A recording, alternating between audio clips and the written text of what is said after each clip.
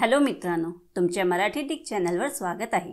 मी तुम्हाला मराठी डिक चॅनलवर रोज नवीन इंग्रजी शब्द शिकवणार। तर चला समय नष्ट न करता आजच्या व्हिडिओमध्ये शिकूया इंग्रजी शब्द।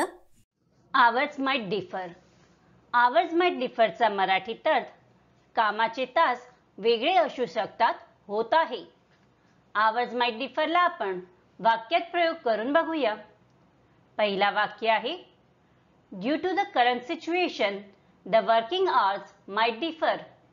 दूसरा वाक्य आहे, due to lockdown the company's working hours might differ. तीसरा वाक्य आहे, hours might differ for the services provided by the organization. चौथा वाक्य आहे, hours of the examination may differ due to the current situation. Friends, व्हिडिओला like, share आणि comment करायला विसरू नका आणि चॅनलला सबस्क्राइब करा। Thank you.